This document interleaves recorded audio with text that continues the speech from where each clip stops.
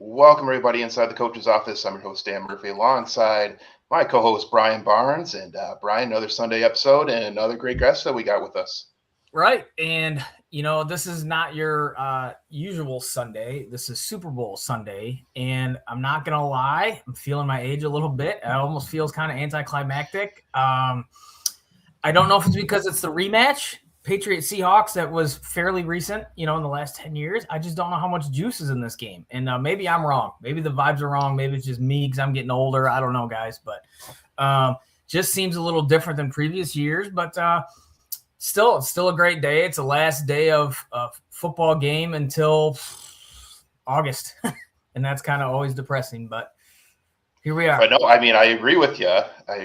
I'm so unenthused by the Super Bowl this year that we're not even going to jump in and talk NFL football at the beginning. We might talk a little bit at the end and get our guests, prediction on the game. But we're going to talk some college football today. And to join us today from Last Word on Sports, it is Craig McMichael. Craig, thanks so much for joining us. Thanks, guys. I really appreciate being here. And Brian, I would have to say you may have to step up like what we got for appetizers and food. Because if the game's not going to be there, as long as the appetizers and food are on point, everything else just kind of comes together. It's all about that pregame planning and preparation. So thanks a lot for having me, guys. Yeah, man, that's fair. It's crazy. When my girls were younger, we used to have a lot of fun playing the games and the prop bets and stuff like that on the game just for fun, with them. And now they're older and they're like not interested and out of the house. And I'm just like, all right, it's just gonna be my wife and I, and I'm relying on her to get all that stuff. So it'll be different for sure. But I mean, it's still the Super Bowl. It's still the Super Bowl, and it's kind of cool. You guys got. I mean, it's kind of cool. There are two first-time head coaches in the Super Bowl. It's kind of neat, right? Two quarterbacks that really didn't expect to be here. So there is still some intrigue, right? Maybe it's just because it's not the elite of the elite quarterbacks that are playing, even though they're playing like it, right? But it's not your Patrick Mahomes that we're used to. So I don't know. There's just, for whatever reason, I'm just not feeling that vibe. Yeah, I could attest to that because usually there's multiple Super Bowl parties going on that I'm invited to. Like, which one are we going to go to? And like everybody in my family's like, I think we're just going to stay home tonight. I'm just like, okay, all right. Well, we're gonna make fun of. We're gonna have some fun. We'll get our food going. We'll do the whole thing. But there's definitely a lack of enthusiasm, I think, collectively and especially locally. Man, it's with the Lions. I think once the Lions got out, it just wasn't not feeling the vibe anymore. But we love football around here. There's no doubt about it. And we want to get into talking some college football and kind of wrapping up things with the college football season. And Craig, you cover the Georgia Bulldogs and the SEC as a whole. And I kind of want to jump right in. We're talking SEC. And, for about 2 decades, the SEC dominated. They were kings, whether it was Alabama, Georgia, LSU, Auburn at times, several teams throughout the SEC that came through and won national championships. And the national championship was generally held in the SEC. But lately, the last 3 seasons, the Big Ten has kind of taken over. And they have won the last 3 national championships, starting with Michigan, then Ohio State, and most recently with Indiana. What is your take on kind of where the SEC is now, and do you feel like with the bringing of NIL and the transfer portal that it has maybe allowed the SEC to kind of come back to the pack a little bit? I think that's a popular narrative, and I think that's a fun one because we look at it and say, okay, cool. The last 3 national champions have come from the Big Ten. I'll give you Indiana, Ohio State. I'm going to say that there were some questions on Michigan because the integrity was skeptical at best. I'm just going to say, I don't know whether I had my cell phone out, we were videotaping or whatever else was going on in Ann Arbor. I guess we'll give you that one. But, hats off. Funny story about when Michigan won the national championship. It's actually covering the semifinal game that was played out in the Rose Bowl where Michigan defeated Alabama. I had my story basically like I had the narrative set. I had it gone. Alabama was good. And then J.J. McCarthy makes that scramble and throws like that Hail Mary, basically to the middle of the field to get the conversion. And then eventually, obviously, they knock off the Tide. And you know what? Hats off to them. You know what? Fantastic. Ohio State, I think, is one of those teams that are super consistent. They're always there. But we can't, be without doubt. If you look at the transfer portal, where are they going to get their transfer portal players? Caleb Downs was originally from Alabama, was committed maybe to go to Georgia before he went to Ohio State. So that's been fair. And then, I mean, hats off to Kurt Cignetti. I don't want to hear about the cheating. I don't want to hear about how old they were. Kirk Cignetti is a football coach. He got those guys locked in, and he has totally disrupted that notion that culture can't be built in the age of the transfer portal and NIL, because Cignetti in Indiana had that and did a really good job. Where you look at the SEC, I still remember 5 teams made the college football playoff that year. I think that's more than the Big Ten, more than the Big 12, more than the ACC. So that was impressive. We all can look at the bowl record. We know that wasn't very good. I wouldn't be an SEC apologist. I'll just say those games didn't matter as much, because that tends to be the narrative. But what I think you've seen in college football, it's easy to say, yeah, the SEC is down, the SEC is scared. But I think you're seeing across college football is evolving. NIL and the transfer portal are a good thing for college football. Yes, it was bad for the SEC because now they're not going to win 14 national championships and 17 appearances. But the fact that you have Indiana winning a national championship is a good thing for college football. The fact that you have Texas Tech finding a way to be relevant to not only win the Big 12 and then, get to the college football playoff. And then when they get smoked by Oregon, down in the Cotton Bowl, Cody Campbell, their big guy for the NIL collective, says, okay, cool. No, listen, this is proof of concept. Now we're going to lock in, and Texas Tech now goes offense. So what I see happening is the ceiling in college football is raising and the floor is going up. So it's going to come down to coaching. And I think if we're going to look at the SEC and the challenge with the SEC, it's not necessarily NIL. It's not necessarily the portal. It's that level of coaching. Nick Saban is gone. Now, Brian's a big Michigan State guy. I know we can't speak about Saban because 1999 will come up and he'll have PTSD, but we can agree on the fact that Saban knew how to win. He knew how to build a roster, and he was able to basically go and develop that. The SEC is missing that. Kirby Smart is pretty damn close, but he's made a couple of stumbles here and there. Lane Kiffin, a lot of flash, a lot of things, but Lane Kiffin hasn't been there. So I just think more than anything, that floor and the ceiling is coming together. I will still do, and I hope we can argue about it. I still think the SEC is the best conference in college football, top to bottom. I think the Big Ten is catching them as far as the top end, but I think overall they're going to be just fine. They're going to be okay. Hey, Craig, so you alluded to that, and I'm glad you talked about, Nick Saban, because not for the reasons you think, but but because up here, right, in Big Ten country, everybody said the reason the SEC was always ahead is because they over-recruited, right, and they had more and they had money to give, that the Big Ten, right, like the pompous, no, we would never do that stuff, right? Okay, now that it's an even playing field, yep. Right, the Big Ten has caught up and surpassed them. Now that money's not an issue, right? Where to me, my point, to your point, I looked at it as no, that was a football factory. And Nick Saban and his coaching staff, and not just him, in Georgia and LSU to a degree, right? They were churning out NFL dudes. So you knew you were getting coached up really in an NFL type situation in college. In my opinion, that was kind of the difference. And you alluded to it. They're missing that a little bit. How, and it's hard because I think, Alabama, what they have right now. Why can't I think of their head coach right now? Why can't Kalen DeBoer? Thank you. Whatever. That's why I'm the SEC guy. That's why you brought me in. My man. I don't know why it's still early for me, but I don't know if it's his scheme is not translating to the NFL. What do you think it is? What do you think it's going to take with that development? Is it because Nick Saban did evolve from more of his pro style scheme, and he got into some more RPO stuff, and Bryce Young is an NFL guy, and Mac Jones, you know what I'm saying? But yep. What do you think is it in the SEC that needs to change again to get those type of guys in the NFL? So I'm going to be honest, and this is the old football adage. It has nothing to do with X's and O's. It's all about the Jimmies and Joes. And I think that's where you look at the portal and you look at the NIL that has gone through that. Saban and even Smart, 21, 22, they were able to have that factory. They were able to churn out those draft picks because they were able to stockpile those 4 and especially those 5-star recruits. what you've seen happen now is those 5-star recruits now are starting to kind of disperse, and they're gonna go out. I'll give you a case in point, especially related to Georgia. Georgia had the number 1 quarterback recruit committed to the country. Twice in the last 3 years they've had that. Dylan Raiola, not Dominic. That's the Detroit Lions center. They had Dylan Raiola, and then this year they had Jared Curtis. On the last minute, we see flips. Dylan Raiola a couple years ago decided to take his talents to Nebraska. That still hasn't quite worked out great because now he's in Oregon.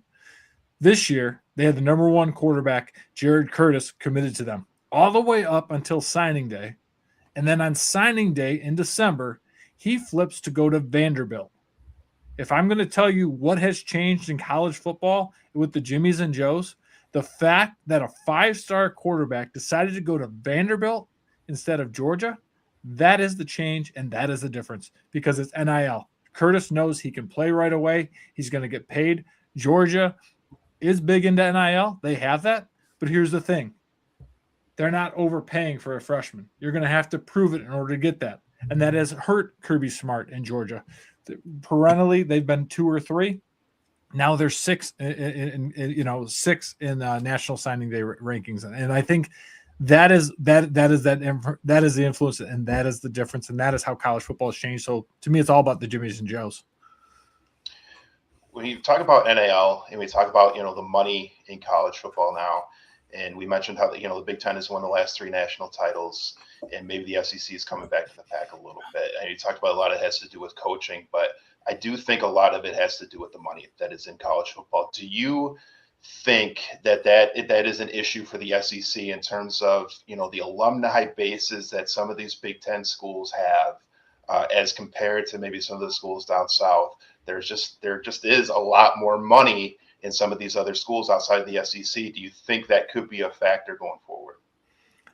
I think it could be, but if you look at the 247 Sports 2026 transfer portal rankings, number 1 is LSU, number 2 is Ole Miss, number 3 is Texas. LSU finally has their collective game on point. Now, granted, we could say, hey, LSU had the number 1 transfer portal class last year, but here's the thing. They now have Lane Kiffin, who has shown the ability to develop that roster. And I think where it's going to, it's not necessarily always about the money. It's about being able to develop that fit and being able to develop that roster. Kirk Cignetти did that really well at Indiana. Lane Kiffin has shown proof of concept at Ole Miss, despite the fact that he left before the playoffs this year, that he's able to go into the transfer portal and build up an offense, build up a defense in order to do that. I think he'll be just fine. Pete Golding's doing the same thing at Ole Miss. And then you look at Texas. I will put Texas's NIL and their dollars against any Big Ten school. Texas has really good things. Not only do they have Steve Sarkisian, but they have the best athletic director out there in Chris Del Conte, who's brought alignment to a program you can look at back to Mac Brown, where there's been a lot of voices there, and he has that alignment. So, yes, it does impact it because Indiana has a ton of money. You look at Mark Cuban. You look at what Ohio State has done traditionally. You look at the reason why Bryce Underwood is still a quarterback at Michigan and not in LSU is because they have those big funders. But what I think, again, it goes back to coaching of assembling that roster. Now what we have to do is we have to see those coaches who are able to assemble a roster, put those wins when it really matters on the football field. You mentioned how coaching is a huge factor. I know you cover Georgia, but I just want to circle back to something that Brian brought up with Alabama and, how maybe their culture and some things that, with Alabama under DeBoer maybe isn't the same as it was with Saban. And then you look at Cignetti and what he has done with Indiana. He is, a part of that Saban tree, and it had the feel of Alabama in a lot of ways, watching Indiana in their culture and their discipline and their attention to detail and the fundamentals. I mean, even down to the color scheme in a way, watching Indiana, it felt like I was watching Saban, Alabama. What were your thoughts on, just seeing Indiana's rise and, winning the national title under Cignetti and what has happened with Alabama?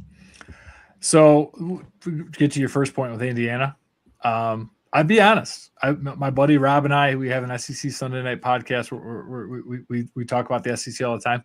I was very slow to adopt Indiana because let's be honest, we have been trained psychologically to think when we think Indiana football, We think a win. We think we want them on homecoming, and we go to the peanut barrel early to celebrate. So like that has been the sense. Kurt Cignetti has changed that idea and changed that mentality. He's got everybody rowing in the same direction. He's got them locked in with culture. I think what you're seeing down in Tuscaloosa is it's really hard to follow the man and really hard to follow the guy. Kalen DeBoer is a hell of a football coach, but I can't underestimate the amount of pressure that he is in. Nick Saban still has an office in Bryant-Denny Stadium. And even though Kalen DeBoer is the man, we always see Nick on the sidelines, whether he's up in the good seats for the football games, or he's right there on courtside. And I think that becomes the challenge. It's the details, though, that I've seen where it's been problematic with Alabama. You look at the middle of this season, Alabama looked dominant. They kicked Georgia's butt. You know, they started off a little bit slow against Florida State. They lost by 14. That didn't look great. But then they went on about a 5 or 6 game run where they looked really good. But then they stumbled towards the end of the season. They got blown out in the SEC championship. And I upset a lot of people in SEC country when I said they should be punished for losing the SEC championship. They should not have made the playoff. I thought Notre Dame should have been in. So maybe you got to take away my SEC slappy card. But again, if I look at it at that point, Notre Dame was playing better than Alabama. They were playing better than Oklahoma. And I think like that's where Kalen DeBoer has to kind of like put it together. I think that team is feeling pressure, but there's been a looseness. I know last year before they played Michigan, and it's not the Outback Bowl, but whatever they call the Outback Bowl, we had players that were out too late and weren't doing really well, and then they got housed in that bowl game against Michigan. I think there's a sense of discipline that Kalen DeBoer needs to bring to Alabama that is missing, and that's why I don't think Alabama's hit that standard. Do you think that's possibly college football in general, though, at this point anymore, like in terms of the bowl games, unfortunately? Like I know Nick Saban still kind of took those pretty serious, right? But I'm wondering as we continue in this new era of the playoff and the bowl games have less and less significance, I mean, am I surprised if more I wouldn't be surprised if more coaches and programs are like, you know, like Michigan didn't even know who their coach was going to be going into the bowl. You know what I'm saying? Like, yeah. So I wonder if that's a part of it too. Not in his defense, because I agree. I mean, I agree with you. Like, I mean, I'm sure to some degree they still thought, hey man, yeah, extra practice time, we're going to compete, all that stuff. But I'm sure there's also part of it that's like who's going to be here in a month? Like, we're going to be coaching these kids. Who's going to be here? You know what I'm saying? Yeah. And I think it's hard because like, so again, I made another unpopular one where I upset my co-host. I question whether the bowl games matter. You know, like Notre Dame, perfect example. I wasn't upset that they decided, hey, we didn't make the playoff. We're not going to go to the Duke's Mayo Bowl. You know, it's cute, or the Pop-Tart Bowl, or whichever bowl it was. Like those bowls, they're fun, they're cute, but I don't think the coaches are taking them that seriously. They've got roster management to deal with, you know. So it's like you look at the players, you look at the coaches. It's really tough. And I'd love to say that the college football playoff, like everybody's locked in there. But if everyone was so locked into the college football playoff, Lane Kiffin would have been in Baton Rouge. Charlie Weiss Jr. would have had a private jet going between Baton Rouge and Oxford. You know, there's so much distraction there, and it's those coaches that kind of can hone in on that distraction where I think you make the change that really matter. Kirk Cincinnati did a really good job. Kirby Smart did a hell of a job this year. You know what? They're back-to-back SEC champions. You know, that used to mean something in this country. I wonder how much that means nowadays. But like they played a hell of a game in that Sugar Bowl against Ole Miss. Trinidad Chambliss played out and probably had one of the best college football playoff games. So like, I think it's those coaches who are able to like lock in and kind of get out those distractions. But I do think it is more and more challenging because the players have a lot of things going on. But these coaches have a hell of a lot to balance with the calendar going on as well. Well, I'm glad you mentioned calendar, and that's something Dan, I feel like he brings up every time we talk college football, and I'll let him talk about it. But like the calendar is the problem. Yeah, the calendar's a nightmare. I mean, to have a transfer portal going on during the playoffs. I mean, think about like if that was on the NFL or really any other league. But I bring up the NFL. Imagine like the coaches getting ready for the Super Bowl, but they also got to make sure that their players aren't going to leave in the transfer portal and having to deal with roster aspects in the middle of a Super Bowl prep. Like it would never happen, but it happens in college football. What do you think needs to be fixed, and how can it be fixed to address the issues that are currently dealing with the calendar in college football? That is like, I feel like if I really had the answer to this, then I could be the commissioner of college football, and I get paid a few more bucks. But I think it's hard because we've become so reactionary. We're going to move the portal from December to January, so it's not conflicting with National Signing Day, and then all of a sudden you're like, well, now that's totally screwed up the coaching carousel, a la Lane Kiffin and LSU, and John Summerall and Tulane, and Bob Chesney and JMU and UCLA, got these guys leaving. I would love a transfer portal in May, or like April, May, because it aligns with the college, aligns with the academic calendar. We put it in January because technically schooling still matters. Darian Mensah and Duke and Miami totally kind of blew that up a few weeks ago with their situation. But to me, like, you got to push that to May. I think that sounds really good right now on our show, and I think it sounds really good if we were to write an article about it. Let's think about if you're a coach. Okay, you've got Kyle Whittingham going to Michigan. Does he want to wait till May to get his roster right? Or does he want to get it right in January? So, yes, it's painful in the calendar. Let's be honest, it sucks. It's not great. But if we want to deal with the reality of building a roster and building the team that we want to, we probably need it in January. And it's going to be messy. It's going to be disruptive. I agree with you. From a media standpoint, it really stinks trying to jam in National Signing Day. Oh, yeah, the SEC also announced their 9-game schedule opponents in December. And then they also, put in the transfer portal. It's ugly and it's messy, but I have a hard time seeing, like, the ideal state would be great. Like, I'd love to have a college football playoff that ends in January 1st. We have National Signing Day in February, transfer portal in May, April, May. It aligns more to that NFL calendar. We have natural content cycles. We can actually talk about these different ideas. But I think in reality, the ideal state is not where they live. They need to deal with, kind of in reality. And I think if you really push coaches on it, they're not going to like it. Some are going to retire. Some are going to leave. But they have to understand that to build a roster, the calendar's probably right, even though it's really messy.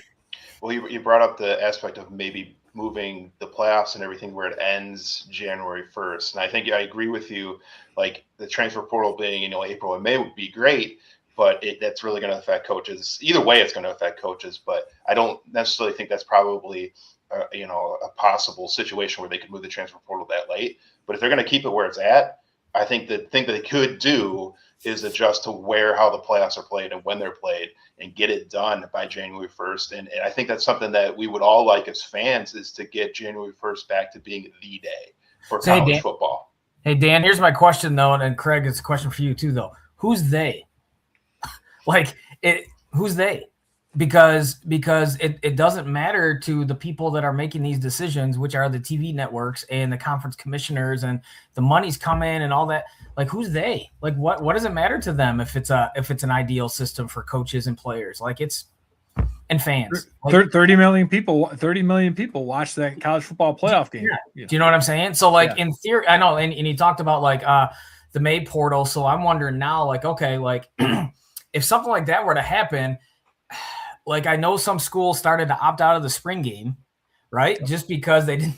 Lots of teams have opted out of the spring game. Lots of eyes on those games, and then it's like, oh, okay. Well, like, I almost think that would be worse. So I can't imagine coaching in a spring game if you're still going to do that, and then in a month figure out like who's staying and who's going. Like, not that I don't disagree. I'm just saying it's just wild. So back to my original question, like, who's they? Like, that's the unfortunate part about this. Well, you look at like the scheduling for next year. We're going to be even later. I think it's going to be like January 27th in Vegas. So like, hey, let's find some sponsors. Let's go watch the game in Vegas. Let's really have a good party. And we don't have to worry about the spread and everything. That someone else can take care of it. But like, I think the challenge is, and like this is where ESPN and NFL, like they have to they have to decide, like, is college football important? Because look at what college football does right now. They will not go up against the NFL when it comes to a college football game. You think about the college football game that went up against the NFL game. Would they put Tulane versus Ole Miss on there, or did they put Oregon versus JMU? They were afraid of ratings. Now, could we all kind of work together and maybe like make it like, again, I like a Thursday, Friday, Saturday for college football for thinking about the playoffs. But could we have like a noon and a 3:30 game in the college football, and then we kick it for a 6 or an 8:30 NFL playoff game? I would be all for it. But like that's the challenge. We have such long layoffs. Like I would like kicking the season back, but I also wonder, and this is where like it's controversial. Do we have conference championship games anymore? Because I'll be honest, they don't really matter. Like having a college football show, we didn't talk much about the SEC championship, which is sacrilegious. And when my co-host, who's from South Carolina, is like, "What are you talking about? The SEC championship's so perfect and is great." I go, "Listen, it is a great spectacle. It's a great event. I absolutely love it. But what's the benefit? Georgia won the SEC championship. They still ended up 3. Ohio State lost the Big Ten championship. They still ended up number 2. That to me is a little crazy. Alabama lost, but God forbid we can't leave them out because then the SEC and Greg Sankey won't matter. We cut out the conference championship games, start a week earlier, and we have a 16-team playoff. And we actually have 16 play 1, not whatever crazy bye weeks they have. Let's have an actual playoff. Let's have some fun. Let's settle these games on the field, and we can figure it all out. So this is, I don't know how much you've listened to Dana and I before. We're the old school. We have the college football retro show. Like we kind of like things the way they used to be. I mean, 2 things can be right at once. A playoff can be pretty cool, but like you're missing out on the regular season. So like to use like everybody wants to talk about the playoff and, if you looked at the Final Four and the NCAA brackets, like, yeah, that's where it's all at. Nobody remembers conference champions. Nobody remembers conference tournament champions. Nobody's going to know about Michigan winning the Big Ten in basketball if they lose in the Sweet 16. You know what I'm saying? Correct. So to your point, that's unfortunate. And you're talking logically, and like nobody in this business is logical, man. Like that's what I'm wondering. So like, yeah, why would the NFL, like they have a free minor league system basically with NCAA college football right now.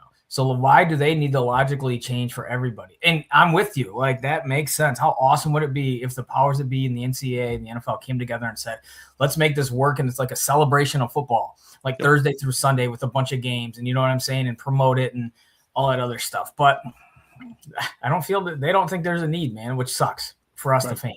You know, I think that's our only hope, right? Is the NFL and ESPN agreement. ESPN is who controls the college football playoff right now. They've shut out Fox. They shut out NBC. They shut out CBS. That's the only way it's going to change. But unless they see an incentive in dollars, there's no reason for it.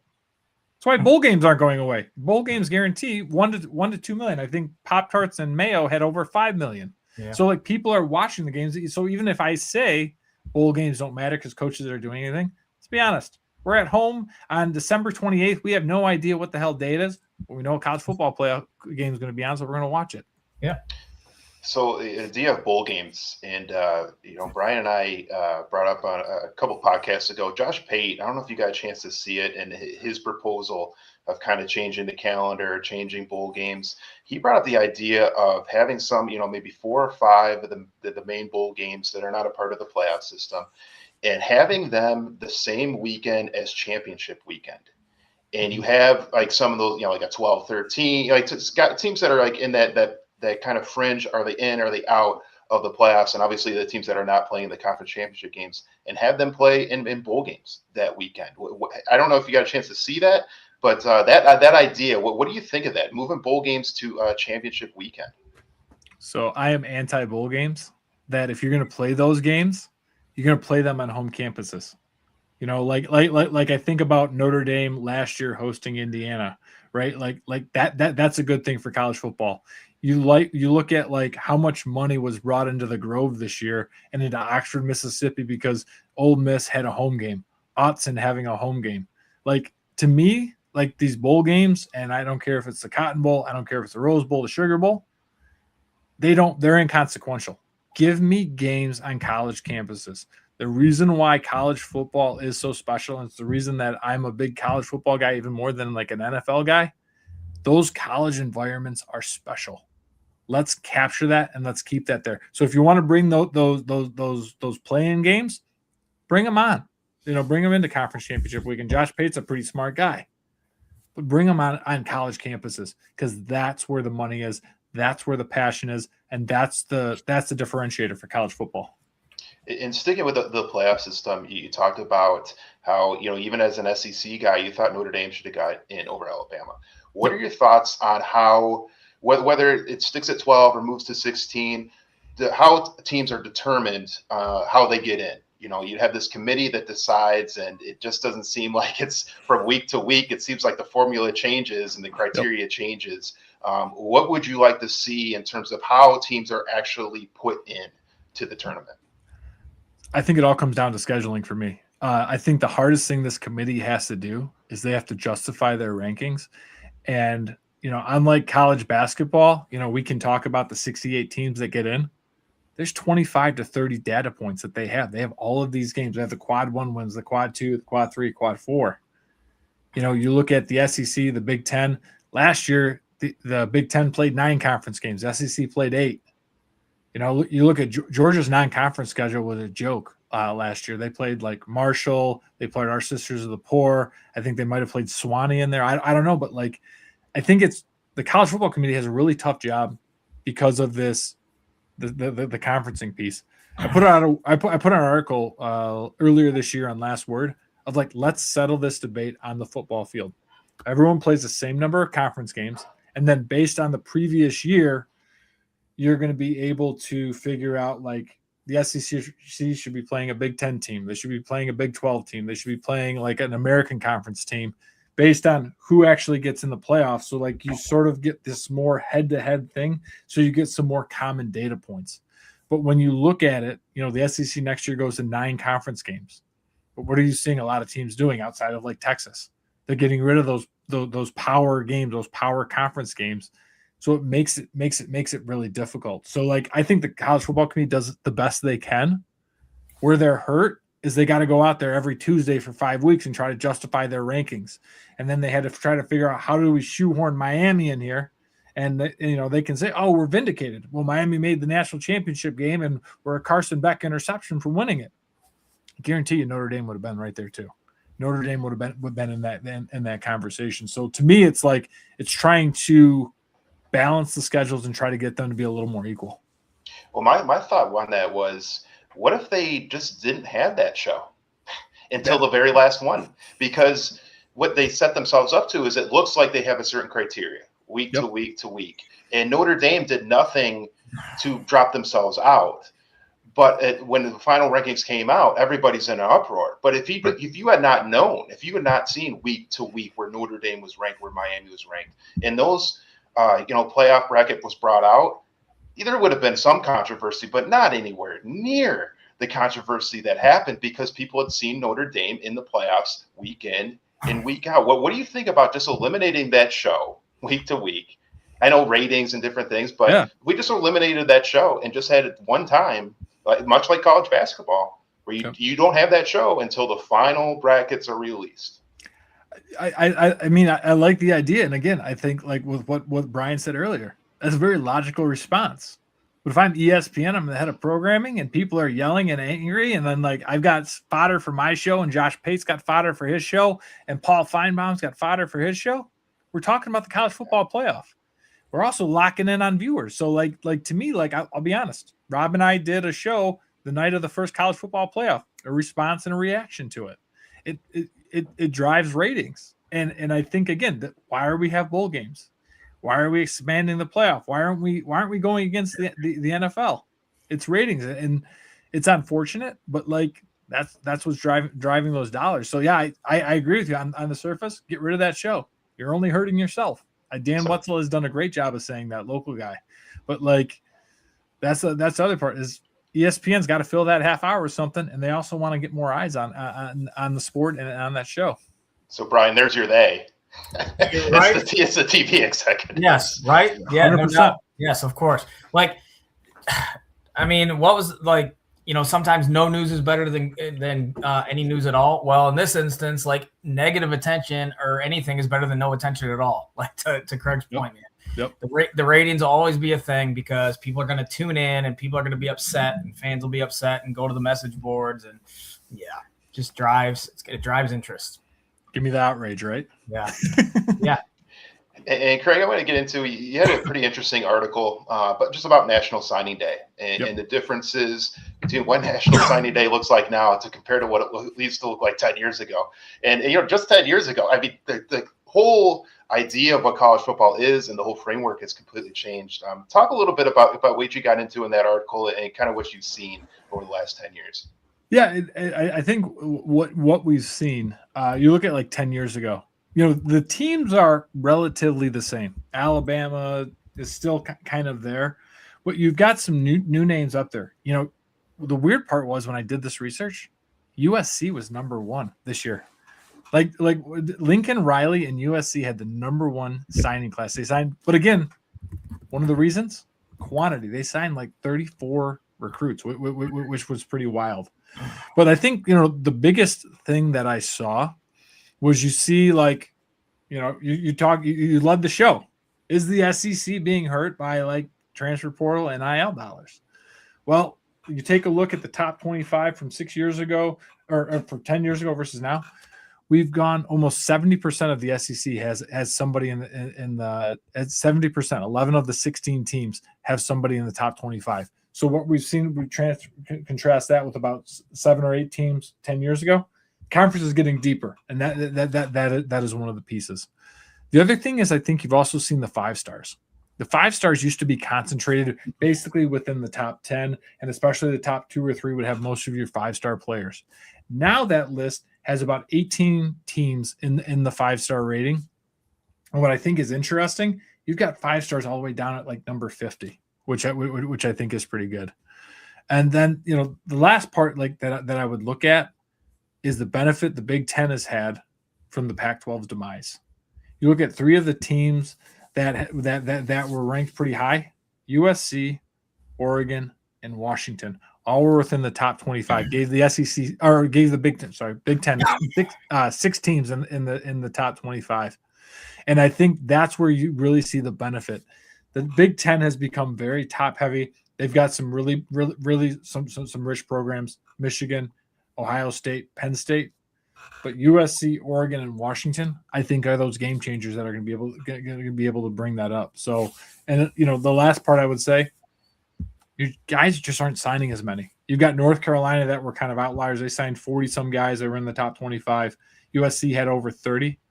Most of the schools were like around the 20s, and what they're doing is they're loading up on the 4 stars. You look at Georgia, it was number 6.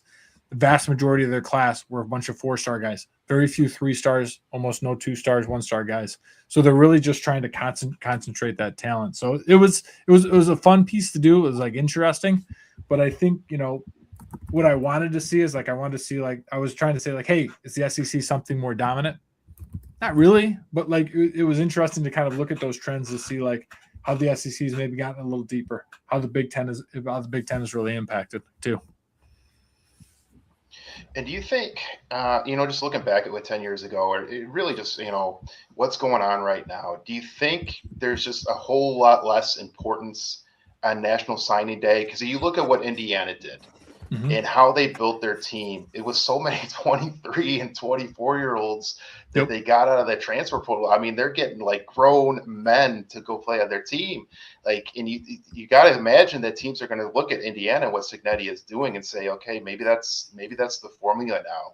We got to attack the transfer portal even way more than recruiting, because we want guys that have experience, guys that have played, and guys that are grown physically.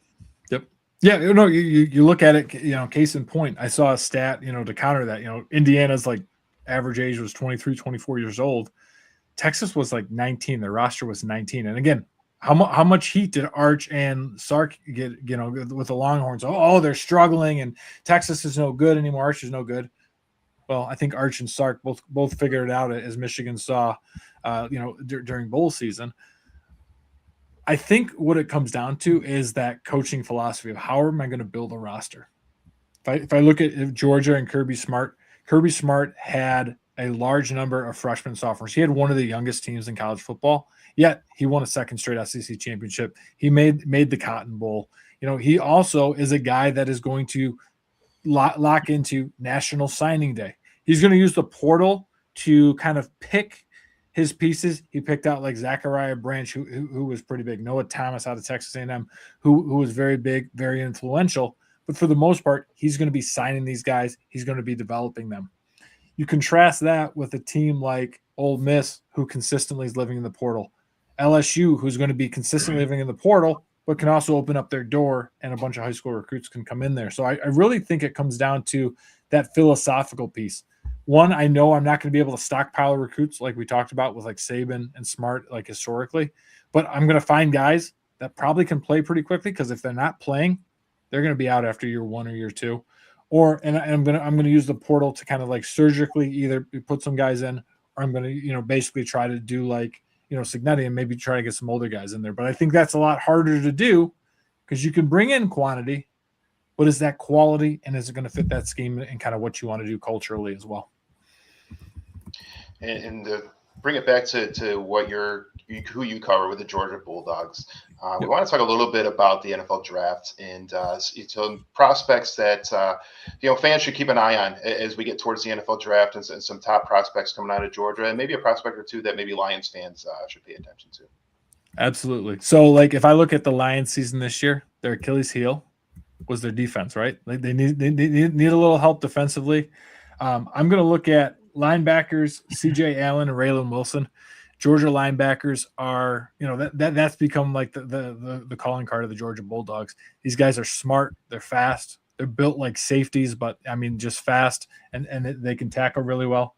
Defensive lineman Christian Miller was a disruptive force on the interior. I think he was fantastic. If we're looking at adding something for, Jared Goff and maybe helping the return game as well, Zachariah Branch was phenomenal. Brought him in from USC, and he was dynamite. He was great in the return game, but where Branch was really effective was taking those tunnel screens, taking those bubble screens, taking those short yardage plays, and really busting them to make it bigger. Now, one I will say, you don't need a kicker because I know the Lions got that under control. But Peyton Woodring is a 4-year starter for Georgia. Had a great leg not only on kickoffs, but was also extremely accurate. To me, like those are those big guys. You're not going to see Georgia. Georgia had 13, 14 guys drafted a few years ago. You're not going to see that this year. This was a younger team. This was not. They didn't have a ton of stars on offense, but like it was those defensive guys. I'm looking at C.J. Allen. I'm looking at Raylan Wilson. I'm looking at Christian Miller. These are the guys that are going to be disruptive forces. And you look no further than the Philadelphia Eagles. Sure, they struggled this year.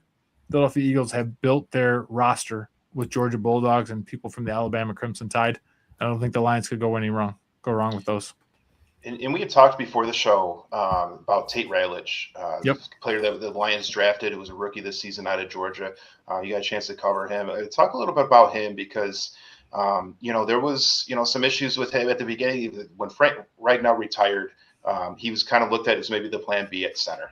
And he started training camp the first couple of days as the starting center, and it just didn't work out. For whatever reason, it didn't work out, and he was moved to guard, and he stayed at guard. And even throughout injuries at the center position, that was never an idea to bring him back to center. Talk a little bit about Tate Ratledge and what you think of him as a player.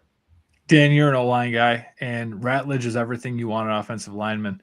One, he's got the mullet, so there's a party there. He's got that personality. Like you want the O-line bringing the swagger. Let Barnes light it up on offense, but but they're going to need somebody blocking them, and Ratledge will bring that swagger. When you look at Ratledge, he was a consistent force on Georgia's offensive line as both a guard and a tackle, and I think he's a guard. Like that's his natural spot. Moving to center, he's not going to tell you no. He's that offensive lineman where, coach, wherever you need me, I'm going to go. Obviously, the Lions figured out pretty quickly that wasn't going to work. But Ratledge is that personality guy, but he's also going to be that fixture, I think, on the offensive line that's going to be able to bring that stability to that guard position because he was a leader on Georgia's team. He came back. He had a high ankle sprain his last year at Georgia. That was actually called a tightrope surgery.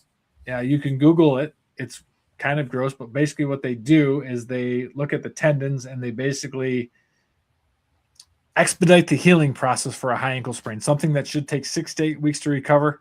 Ratledge, I think, was back in about 4 weeks. Brock Bowers, the star tight end for the Las Vegas Raiders, misquoted there, had something similar, but these guys came back. And I think that just talks a little bit about Ratledge.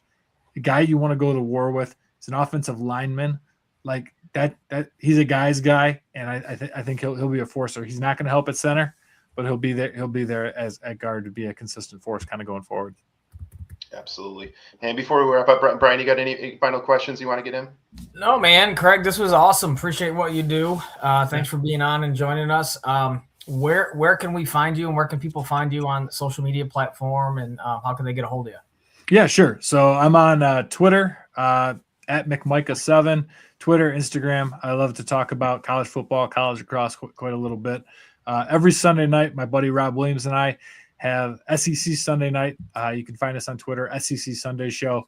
We talk a lot about the SEC, but we also have a lot of good friends in the Big 10, Big 12, kind of really looking at how the conference looks from a football perspective, but also we'll dabble a little bit in basketball and baseball as well. And then I write at least 2 or 3 columns a week for Last Word on College Football, where I'm looking at not only the Georgia Bulldogs, but also the SEC as a whole. I've got a great piece that came out this morning, actually, looking at, Greg Sankey, the commissioner of college football. And, he used to be the godfather. When he spoke, everybody listened. Well, I think the Charles Badaco case at Alabama, Joey Aguilar at Tennessee, Trinidad Chambliss at Ole Miss is showing that Sankey may not quite have the power that he used to. So love being there. Obviously, love being a part of your show. I know sometimes we overlap a little bit, but love checking in on you guys when I can. I really appreciate being on. Awesome, Greg. Thanks so much for joining us. We'd love to have you on again down the road, especially once we get closer to college football season. And we might have to have you on for one of those college football retro shows when we dip down to the SEC. All right, sounds good. We'll let you pick the game. We'll let you pick the game we cover. Perfect. Love it, guys. Awesome. Thanks so much, Greg. Have a great night. Yeah, you too. Thanks, man. Well, there you go, Brian. It's always great to talk college football. I don't care what time it is. I don't care if it's Super Bowl Sunday, man. I love talking college football, especially with a guy that knows his stuff, and that was awesome. Yeah, we try to get the local flavor as much as we can, but it's nice to reach out and obviously we're intrigued by the SEC, and everybody up here is still intrigued by that, and his perspective on things is pretty cool. So appreciate having him on, and yeah, we'll have him on again for sure. Yeah, absolutely. So we didn't talk some college football. That's always a fun time. But man, a lot of things going on locally, and that's part of the reason why I think we're not. We talked about it at the beginning of the show. We're not quite as excited about the Super Bowl today because man, there is so much going on locally. Whether it be Michigan State. Michigan State had an incredible win last night against Illinois. We're going to get into that in a minute. Some controversy with their star player and how Izzo has handled things. But I want to start off with the Tigers because I think they're the biggest story of the week without question. And we had an emergency podcast a few days ago talking about the signing of Framber Valdez and, Tigers adding a star pitcher, 3 years, $115 million, one of the top 20 pitchers in all of baseball. And that coincided with what was going on with the arbitration case. And we thought maybe that, hey, maybe they won the arbitration case. That gave them somebody to go out and get a big splash in free agency. But that actually wasn't the case. They actually lost that arbitration case, and another $13 million difference, and Tarek Skubal walks away with $32 million for this season. And you look at it, man, that's $70 million this season going to your top 2 pitchers. Like the narratives, we talked a little bit about on the podcast, but the narratives have to change. I think with Chris Ilitch, and I talked about with with the Pistons owner, like with Goras, like I always thought he was kind of a buffoon and acted like a fool at times, and didn't really know what he's doing. But when push came to shove, like he put the money into the team. Mm-hmm. Like he went out and he got bigger staff. After the disaster that they had, like he spent a lot of money on coaching, and he put the money in the team. And I think a lot of the criticism with Chris Ilitch was that he's just cheap, like he's not going to put the money in. But he said, to his credit, he said, when the team is ready, I will put the money into this team to go win. And we said this season has to be it. This has to be the season. They've proven it with 2 playoff runs. Like this season has to be it. And sure enough, he is putting the money into this team. Well, what are your thoughts on kind of overall, and also the narrative surrounding Chris Ilitch?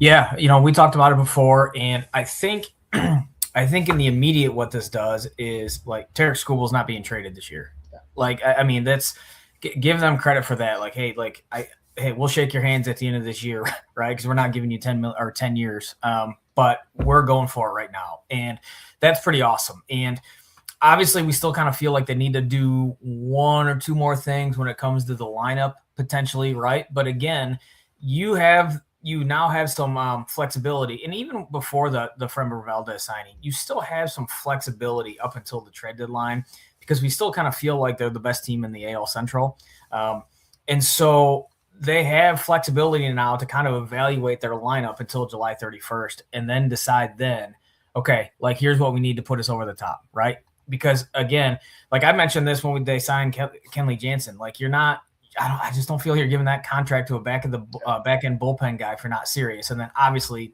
it's even more proven. You're not giving $115 million out to a frontline starter if you're not going for it now. And so there's a lot of intrigue between now and July 31st. And I'm with you about the narrative. I think Tiger fans, like, and you mentioned it before, kind of just wish it was sooner. Kind of just wish it was a little bit sooner. Kind of wish it was this past season. Again, the year before you kind of felt like they came out of nowhere aberration. They grew up right after the trade deadline when they traded Flaherty and everybody. But this season, it kind of felt like, I think it's really the narrative has only been the last 6 to 8 months just because it was the immediate going on right with the team. And so, now ton of credit. All right. No excuses now, man. Like we got to, go pack the park and should be an exciting summer of baseball now. And going back to the evaluation part before the deadline, like they're banking on, and Scott Harris has said this, the development of Riley Green, the development of Spencer Torkelson, the return of Matt Vierling that you've been big on. I still go back to Parker Meadows and right, where's his development? So like, if you get improvement from those four guys, like their lineup's better. Right. And is that enough to make them World Series champions and, to win the American League? I don't know. But any improvement from those guys, and they're immensely better. And so, to their credit, it's I'm excited. I mean, 20 years ago, around this time, or a little more than 20 years ago, right, is when they signed Ivan Rodriguez, I think 22 years ago. You know what I'm saying? It was right a game changer for me as a fan, yeah. Yeah, I mean, like, okay, like this was pretty cool. Like I remember that feeling of like, oh, cool stuff. Like for one, why is Pudge going here? I mean, we knew why. Like Mike Ilitch was willing to give him, but still, it was 2 years later, right? They're in the World Series. So awesome time to be. Now awesome time, right? Pitchers and catchers report on Tuesday. I think most American League teams or most baseball teams, like that's pretty exciting. And Pistons, like we talked about them a little bit, right? I mean, it's just a fun time. Be a sports fan in Detroit. Well, for the Tigers, man, for me personally, the last two seasons have been fun. They've been fun as all hell. Like to get back into the playoffs, win some playoff games. With Tarek Skubal doing what he's doing, back-to-back Cy Youngs, it's been fun. But I never felt. I always say, even during the class, like, I just get in. You never know what can happen. But I never really thought they were going to win the World Series. I was just hopeful that they could win as many, series as they could. But I never thought they could win the World Series. And I never went into a season that I thought they had a chance to win the World Series. Thought maybe the division, but never the World Series. And this is the first year since, I'd say, 2014, where you go into a season feeling like, holy cow, they could win it all. Even if they matched up with the Dodgers in the World Series, I wouldn't pick them to win it. But I think they got a shot, as good a shot as anybody, when you can match up those two starting pitchers, against the Dodgers. Like, you got a shot. I know. And you talked about it before in the short series, and I remember we were previewing the series with the Mariners. Like you're getting Tarek Skubal in games 1 and 5. The Tigers are going to have a shot. Well, if Framber Valdez pitches anything like he's done, in his career to this point, like you have those two guys, and how AJ Hinch can mix and match in a 7-game series if they get to that point. Holy heck. Here's something with Skubal. Okay. So if everybody knows this is the last season, this is it with him with the Tigers, you get into the playoffs, even if it's, you get to the end of the season, you're trying to fight for the division, but I think more of the playoffs, pitch him on short rest. I admit that might be a tough call for him because he might say no. Who knows? He might say no. But I think as an organization and Hinch, you got to talk to like, hey, we want you to go on short rest. We want to get as many starts as we can from you because you're not going to have them anyways. So what are you risking? Get every bullet you can from that arm before he's gone. Well, from an organizational standpoint, yeah, of course. Or even with the one example for me that I always go back to when it comes to this is the Diamondbacks when they had Randy Johnson and Kurt Schilling, short rest, and those guys like pitched on short rest and pitched in the same game.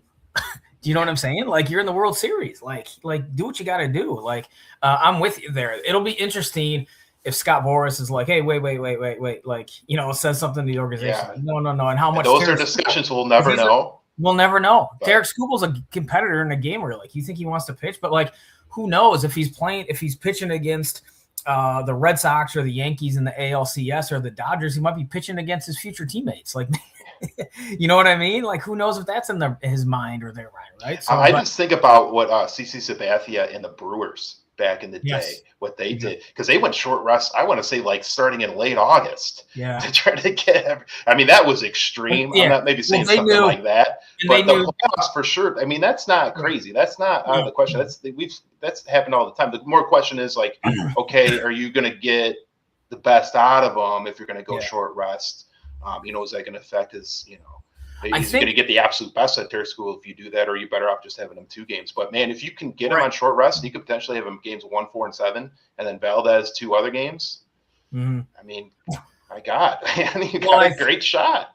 Well, obviously, I think back then the Brewers knew they weren't going to re-sign him, and after acquiring him from the Indians, but at that point, Sabathia didn't have the guaranteed contract that I don't think Skubal is going to have. You know what I'm saying? So I'm sure Sabathia is probably like, yeah, let's go. Right? Like I show everybody I'm a gamer and I'm going to do it and still dominate, where Skubal literally could sit out and still, he's got $400 million potentially coming his way. Yeah. So I would say that's the difference, but you're right. That will be fascinating. I wonder, maybe the fact that he's getting 32 this season, maybe that changes. Hey, I'm 32 million this year. Let's go for it, man. He knows this is his last year in Detroit. Maybe he wants to win it before he leaves. Like, it sucks. I don't know, man. There's so many little narratives to it that are so fascinating to me. I mean, AJ Hinch said something. I saw him on a podcast where he talked about like Tarek Skubal and players like earn the right to get to that point. Yeah. Right, from the business perspective, he earned the right to go to arbitration and make win the $32 million. Right, and they didn't negotiate ahead of time to try to come to a middle, but he earned that right. So in saying that, though, it's unfortunate, but like all players want to have that guaranteed contract, right? I mean, if he's not, I think the Tigers have no problem giving him $40 million for a year if it was like 2 or 3 years. Right, the AAV even probably 5 years. Or probably 5 years. I mean, but the 10, if like.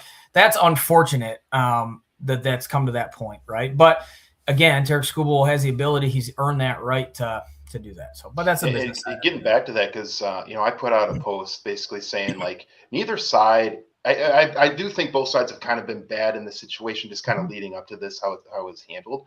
But just in general, in terms of the idea of like, hey, the Tigers, they don't want to pay a guy into his late 30s for $40 million plus a year. They don't want to give out a 10-year contract of that type of money.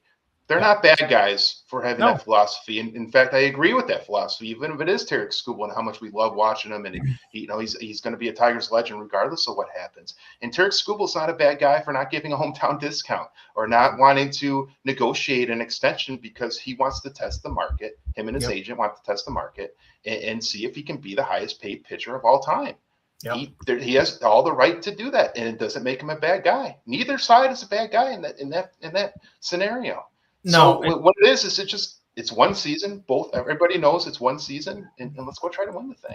No, and I mean the Tigers, like they've not, I don't want to say they've been burned, right? But like think about it, they gave Cabrera, right? Like, I mean, you don't want to be in that situation either. Brian, not to cut you off, but I mean. That's what hits me. It's like that sucked. Watching Miggy just deteriorate. Yes. By the end, man, he was a DH with no power, batting .220. You couldn't play him in the field because he just couldn't move. It was sad, and he was, just an anchor on this roster that was just a bad team. It was sad to watch the last 4 or 5 years of Miggy. I never want to see that again. Mm-mm. No question. I agree with you. But I mean. That was one of those, the Tigers went for it and they were taking care of their guys and they're showing in the rest of the league like, hey, we're taking care of our guys, but it bit them in the ass. And I'm with you. I'm not upset at the Tigers for not wanting to give Skubal $10 million. That's a big risk. So just unfortunate. Not trying to give him $400 million. What did I say? I think he said $10 million. Oh, 10 years. Excuse me, 10 years. Yes, yeah, 10 years. Yeah. Yeah, I don't blame him for not wanting to give 10 years. Of course, or that's probably a non-starter. Like if I would say so, right? too. You know what I mean? Like I wonder though. now that we know that Chris Ilitch will put some money in, I wonder how high of an AAV they would go for like a 4-year deal. So we talked about this before. With when you make a playoff run, like you get those extra home games, and you get those dates, right? And that's more money back to the organization. Maybe I'm sure Chris Ilitch doesn't need it. But like the more he runs it like a business, let's be honest. He runs it like a business, yeah. But the more playoff gate, the more playoff gate you get, the more, the more in the pot there for player salaries if he wants it. And like, if that were to happen, like that's a good question. Like if he were to say, hey, all right, 50, for 3 years, school will say no. Like 50 for 4 years, you're $200 million, but you're guaranteed 4. Like I don't know. Because that's when we first started having all these discussions about Scooball, there was that talk of like, oh, they're $200 million apart. Yeah. Well, what if it was a 4-year, $200 million offer that they gave them, and they're looking for 400? Well, there's your $200 million difference. Yeah. And it just goes back to neither side's bad guys. Nope. Like if you're offering 4 years for $200 million, $50 million a year. Nope. That's that you're not bad guys in that discussion. No. You're just not. I wonder if that offer was somewhere in that range, or if that's an offer that they're willing to give. And then sometimes like we don't know this, right? Like we think about it simply from a local perspective as a fan. Like Tarek Skubal loves it here, but guess what? He's from the West Coast, right? Like who's to say? Again, the Dodgers, but like who's to say the Mariners weren't going to go crazy and do something? Like he's from Seattle. Like we don't know that aspect too, right? So I'm with you. It's neither side are bad guys. In the immediate though, fired up spring training starting, and we got a lot to look forward to this summer. Yeah, the Tigers are going to be fascinating. We're obviously going to cover it here with the Inside the Coach's Office. But another aspect that's been going on that's been so interesting locally has been, this Michigan State rivalry. And it feels like, man, it's gotten heated to a point that I haven't seen in a long time. And a lot of it is Izzo and Dusty May going back and forth, and a lot of it centered around Michigan State star player Jeremy Fears. And there's talks of him being a dirty player. So I'm going to go ahead and play this. And Brian, I got a series of videos we're going to go across. I'm going to play them all, and then I'll get your opinion on the whole thing. So I'm going to start off here. This is where this kind of all started. So this was I believe it was the day after the Michigan State game, and this was Dusty May being asked about some of the plays that happened involving Fears. Where Fears appeared to trip Yaxel, is that beyond appeared? Or did trip Yaxel? It was an illusion, right? Right. I apologize. And then no, that's okay. I don't mean to be. But I apologize more than. No, you're good. That seems like beyond basketball, I guess. Beyond a basketball play, is that something the Big Ten should look at? I think there were several plays that are very dangerous, and I am incredibly proud of our guys for the responses they had to some of those situations. Incredibly proud for their self-control, their restraint, and their impulse control. I'll leave it at that. Yeah. But they're not isolated incidents. Yeah. I kind of want to go more on that. The film's there. 40 minutes of it. It's not hard to find. So there was Dusty May. This was Tom Izzo just a couple hours after Dusty May's comment. Second question, I don't know if you've seen it, but about a couple hours ago, Dusty May had some pretty serious criticisms of Jeremy Fears. He said there were a number of dangerous plays in the game, and I'm wondering what your response is to that and sort of what you saw in that game and how Jeremy plays. I'm not going to get into that. I have no idea, but I do know that I thought there were a couple plays the other way too, like jumping into a guy and getting a foul when it was a complete joke. This is what it's supposed to be. It's supposed to be. And you know what? Mission's over. I'm moving on to Minnesota. No insult to you. I don't care what Dusty says. I don't care what they say. I don't care. There were some things Jeremy did. I addressed on him. But him and their point guard were going at it pretty good. That's what happens in games like this. So if anybody did anything dirty, tell them to call me. And I would be more than happy to address it.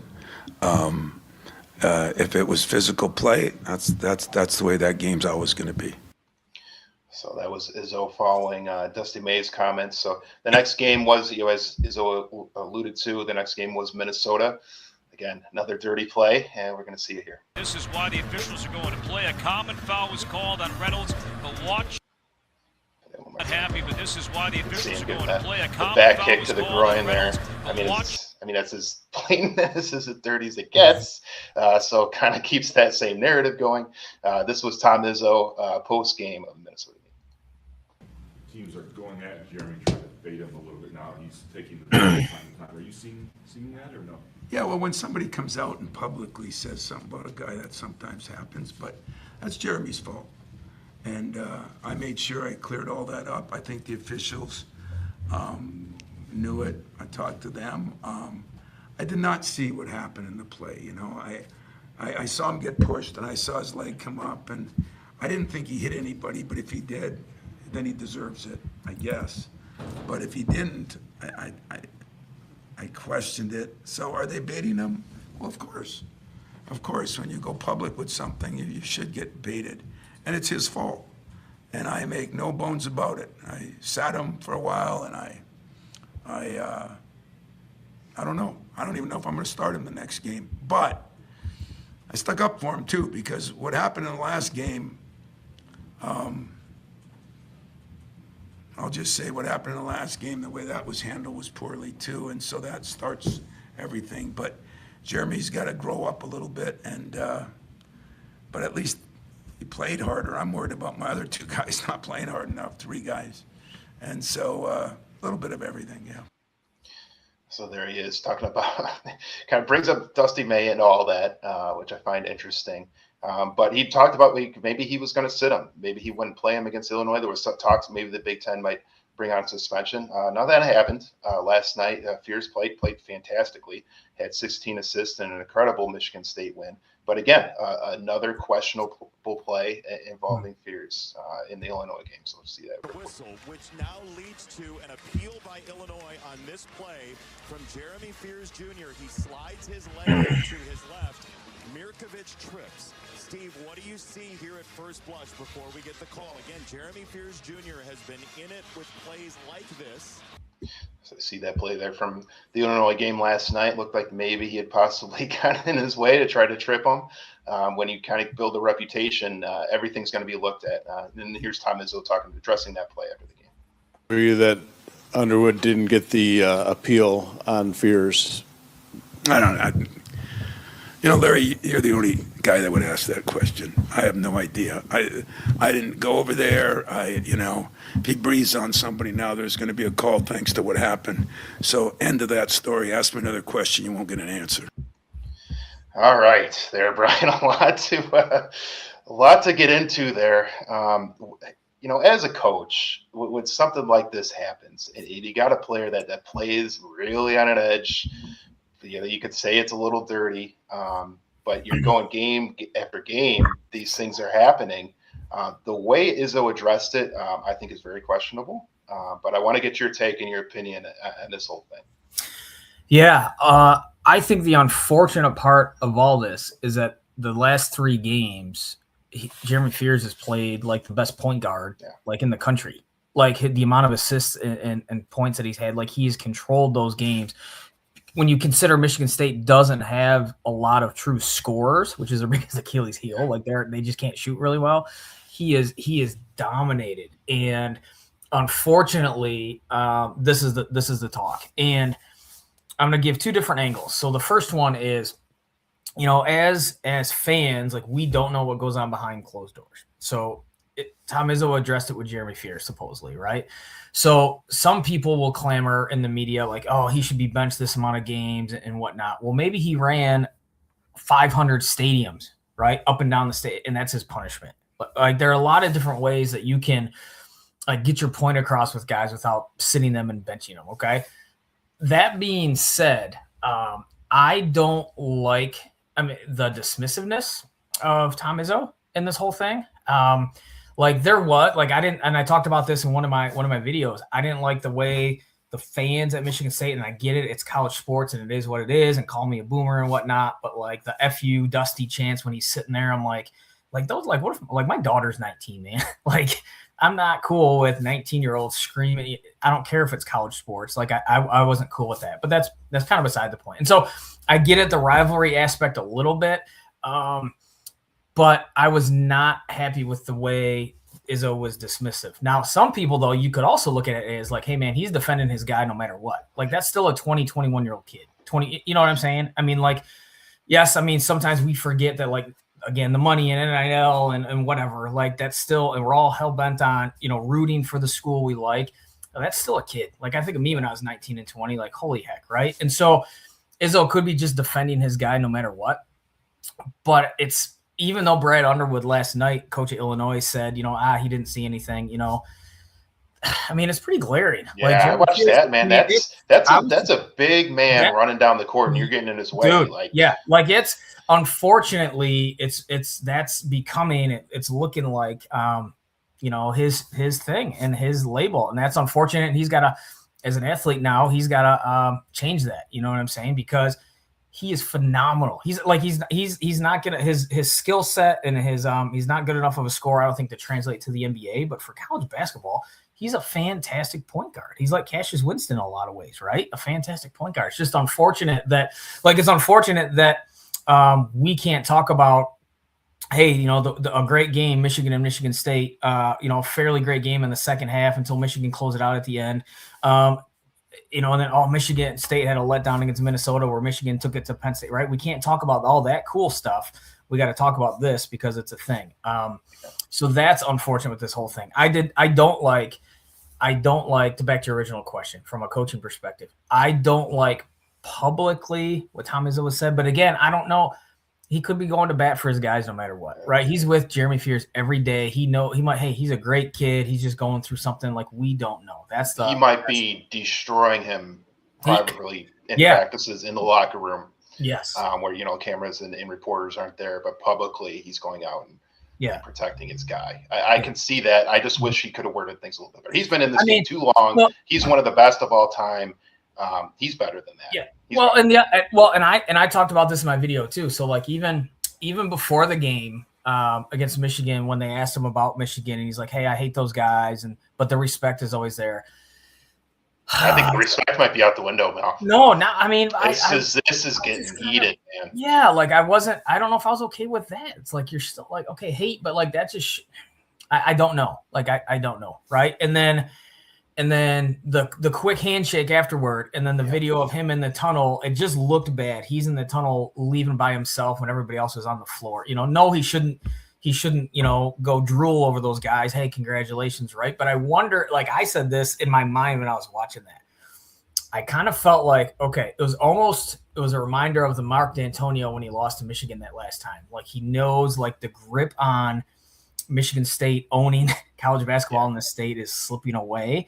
But I think the only reason it's slipping away is because with the NIL and with the transfer portal, like, without it, Michigan does not. I agree. I think that it goes into it too, because Dusty May's, you know, kind of the face of, you know, transfer portal, like, and what he's done this season, and that goes completely, you know, against what Izzo wants to do and recruit and develop. And he's just looking at it, and it's his arch rival, the team that he admittedly hates. Yeah. And they're doing it the complete opposite way, in the way he does not want to do it, and he loses on his own floor to that team. Correct. And he can't, the fact of the matter is, either he's either never matching Michigan again, or he's going to adapt and get some transfers next year, some guys that can shoot the ball. Well, because he obviously can still recruit, like Hallie's, like we've mentioned multiple times, they got the #1 recruiting class coming in. So it's either you're not going to catch these guys and you're going to watch them cut down the nets in March or April, whatever, because they're going to, in my opinion, Michigan is the national champion, right? Either you're going to watch that and then sulk about what college football is, or you're going to adapt, or college basketball is, or you're going to adapt and change this offseason. Because, like, you're not, if they're willing to go all in on those dudes, obviously, and get these and you're not winning. And so I kind of felt it was a weird. I felt all of it coming together, and I just feel this last week it's been, you know, ramped up a lot. Well, the last game of the regular season, Michigan State goes into Ann Arbor, and oh man, is that going to be something? Mhm. Fears, and as Izzo always gets it, it might be a little bit higher than it usually is, but he always gets it. But Fears, man, Yep. ooh, he might be a situation like when Brunson comes to the LCA with the Pistons. Yeah. It might be a situation where every time he gets the ball, and every time he touches it, he's going to get booed out of the building. It could be. And for the record, like I mean, it's college sports, and if you want to call me a boomer, again, fine, so be it. But like, I don't like the narrative that Michigan fans how they talk about Tom Izzo on Twitter either. Like, oh, he's living off that one national championship. Yeah, well, you know what? There are a lot of great coaches, including the great Bo Schembechler, who never won a national championship. You know what I'm saying? It's hard to win. It's hard to win at any level of sports. So, and the way that college basketball is built, I mean, you got to go win 6 in a row. Yeah, it's tough, man. It's tough. So that will be a fascinating game because there's a chance Michigan could be raising a banner, Big Ten championship, and it used to be Michigan State hosted that last game a lot, and like last year they had the half court incident, right? Michigan State and protecting. You know what I'm saying? And Dusty was. He kind of made it seem like I didn't really know. He knew. Yeah, okay. He absolutely knew, and he's got a little of that into him too, man. Sure. Like you could see in the clip that we played, like you could see who he really is. Like he's got a little facade that he puts on for the media, but man, that dude's an assassin. Ruthless. It comes down to it, as they should be. That's great. I mean, as it should be. Like it's. In a lot of ways, it's Duke Carolina. It can be Duke Carolina. There's no reason it can't be. I just think with the way college sports are now, Michigan State, you always feel like, hey, they're close. They're right there every few years, Final Four, Elite Eight run. But gosh, they don't have an NBA guy right now. Now, if Jace Richardson would have stuck around, right? Like maybe they do have that score and everything is a little, they're way different. Then maybe they're the top 2 or 3 team in the country, but they don't have that NBA guy with this group. With the recruiting class next year, I mean, maybe. But I still think it's got to be. I think they have to adapt. I think they have to adapt or they're done. Yeah, and you could see, at least for the here and now in this season, how they can win games. I mean, it's defense, it's the scrappiness, it's the toughness, it's the typical Izzo, aspects that you see with Michigan State. But as you said, man, they don't have the shooting. And at some point, they're going to run into a team that gets hot from the field, and they're not going to be able to match it. You kind of see the writing on the wall for them down the road.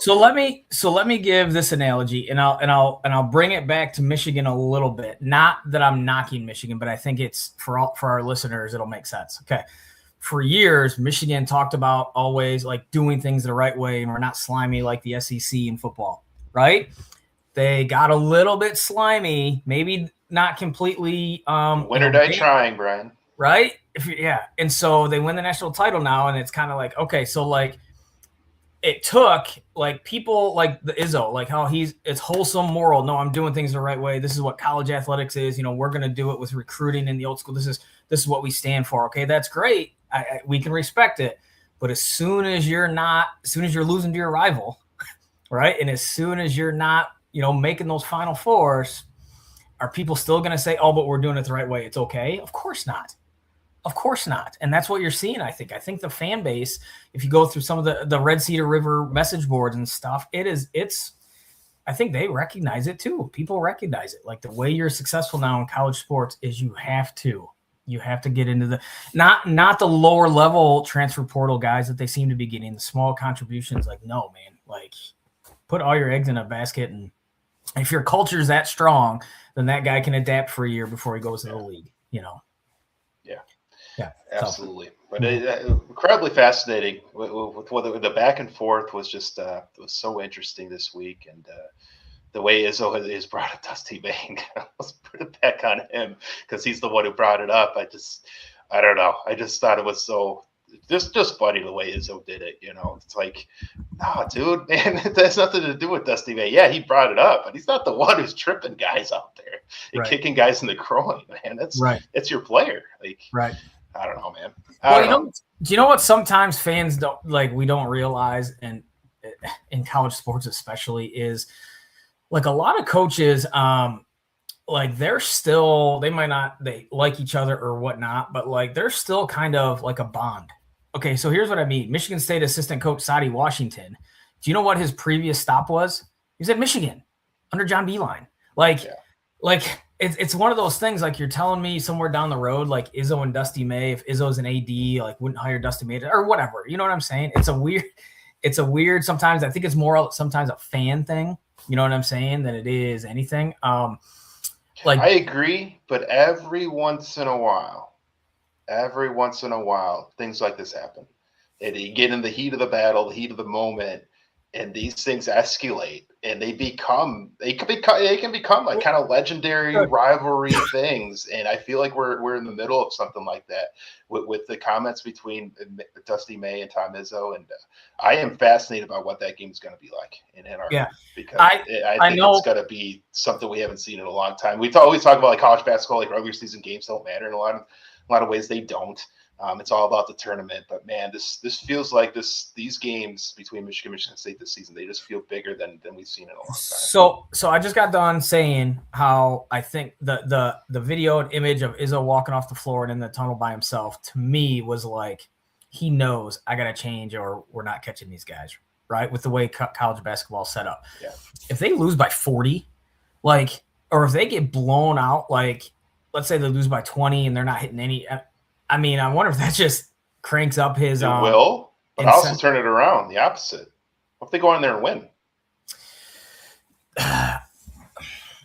I could play the. I don't think it means that big of a. It's not going to matter. I don't think it means in the grand scheme of things. Maybe it doesn't. But I think it means a lot to that team. Yeah. I think it means a lot to Izzo. Well, and a lot of how they feel about their entire team and their chances this season. I think would the narratives around them, I think, would change if they were able to win that game. Well, I will say this. After losing to Minnesota, I took a look at Michigan State's schedule and Illinois and Wisconsin, and they still got to go to Ann Arbor. I kind of thought, like, holy heck, this might be an 8-loss team looking at their schedule. And instead of being a 2 seed, they're going to be a 5 or 6 if they're lucky. Last night's win was pretty gutty. It was.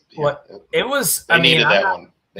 Like I was impressed. Like that was the first time in a while I've been impressed. And again, it happens in college basketball where fans and media overreact to 1 loss or even 2 losses. I mean, that's just the nature of being a sports fan and writing.